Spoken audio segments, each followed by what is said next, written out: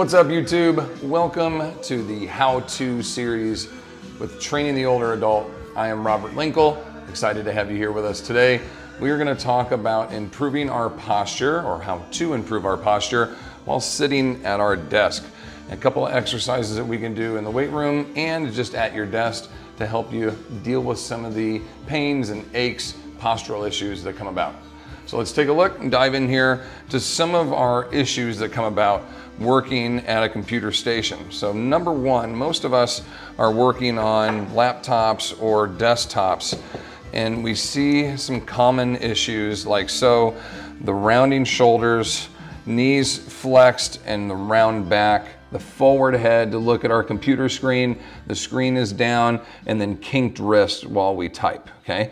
A couple of the strategies we want to use to combat this is, as you saw in my first setup, do something with your screen, especially if you're using a desktop where you have the keypad and the screen, are separate of themselves.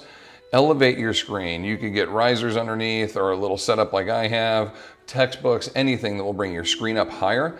Continually remind yourself through eye height or an eyesight to pull your shoulders back and try to keep your head level. There's a tendency for us to lean into the screen and get closer to what we're doing. Sometimes this can be a visual issue. Maybe look into your prescription with your glasses, or maybe you need glasses and that's why you're leaning in rather than being able to stay back. Now, if you have a laptop, it's going to be a little awkward to type up in this position.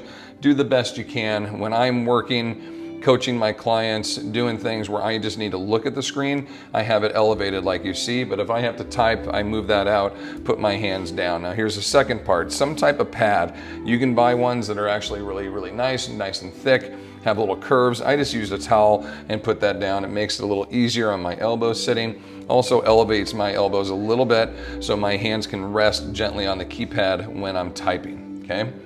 Outside of that, postural positions basically sit like so. We want to pull our shoulders back to kind of a neutral position. You don't have to peacock the chest, right, and try to touch your shoulders, but just a neutral position.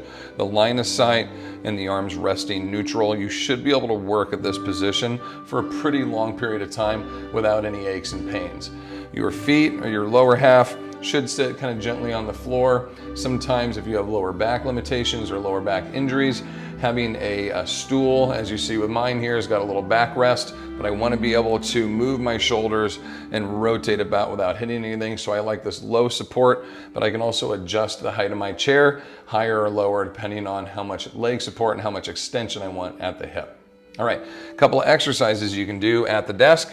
Now our first one for lower back stiffness is just a real basic little traction. You can put your hands on your desk, on your countertop, and push down and try to elongate your torso, allowing your hips to kind of sit heavy. So you give yourself a little bit of traction here, okay? Nice release at the lower back, maybe every 20, 30 minutes.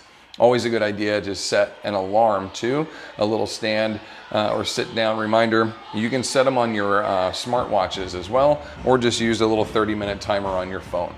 They do make a little device that you can put in between your shoulder blades that will vibrate if you start to round or slouch, or if you're immobile for too long. So if you really have an issue with posture and you think you need to go to an extreme like that, that's something that you can try out.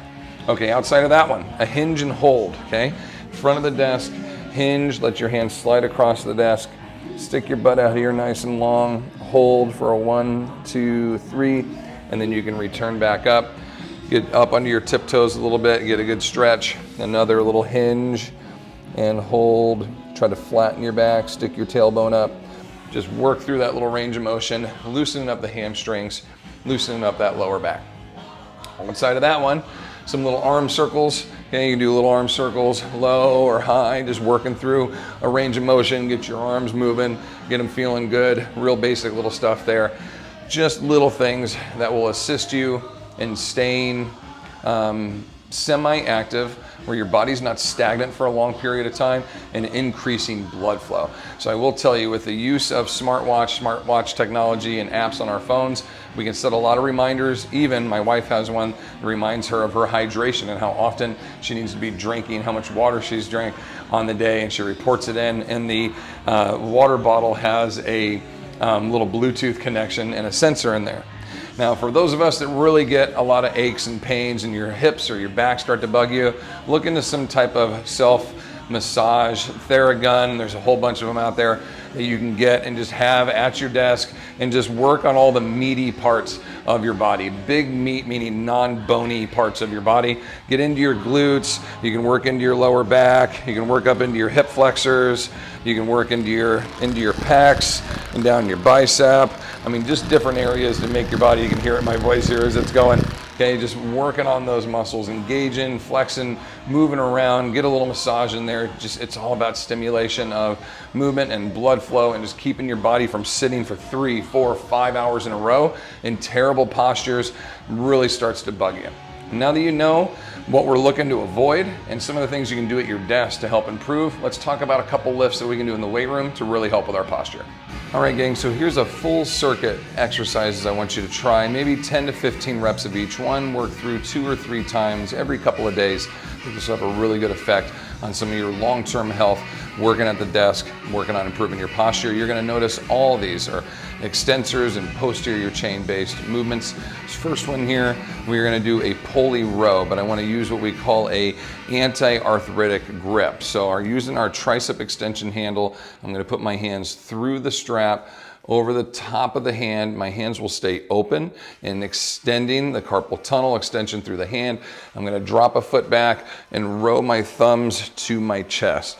So I'm working my rhomboids, my traps, my posterior delt, biceps, brachialis, brachii, and then we're working through the extensors of the wrist, the forearm, and the hand. Basically the whole posterior chain and all my anti-flex and tight muscles, building all the strength on the backside. Again, 10 to 15 reps. I'm gonna come over to a band of choice here, do a palms down pronated grip, and I'm gonna do a straight arm pull down.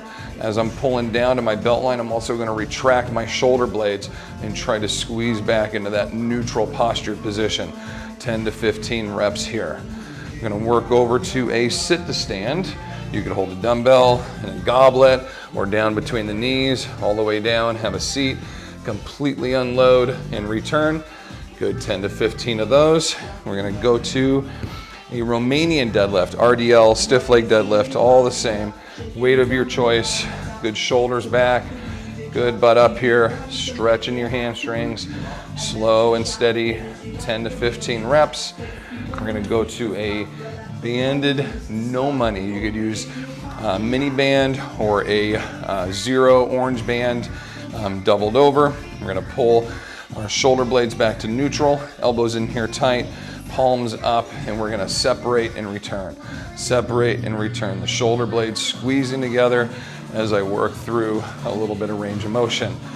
Last couple, reverse or hammer grip bicep curl. Now with a bicep curl, again, pulling the shoulders to neutral, pretend you're holding a towel underneath your armpit. You don't want that towel to pop out, so when you do your hammer curl, or even better, your reverse grip, your elbows should just stay put. If not, drift back just a little bit. What I don't want you to do is let your elbows pull forward. Now we're impinging, rotating in, collapsing into the shoulder, and I want to make sure your wrist is staying nice and straight. We're not kinking the wrist. Keep that nice, strong, straight position. Good reverse bicep curl should do a lot for you. Try those, tell me what you think. Any comments or questions, please comment below, and I will definitely get back to you. I appreciate you all watching. Make sure you subscribe. If you think this information would be beneficial for someone else in your life, your friends, your family members, your colleagues, please share it. Remember to subscribe, ring the bell so you get all of our videos whenever we upload them. And again, you can head over to trainingtheolderadult.com. If you have any other questions, concerns, or needs for Training the Older Adult materials. I am Robert Linkul. Thank you so much for joining us today. We hope you enjoyed it. And we'll see you again on our next episode of How To. Thank you. Remember, movement is life.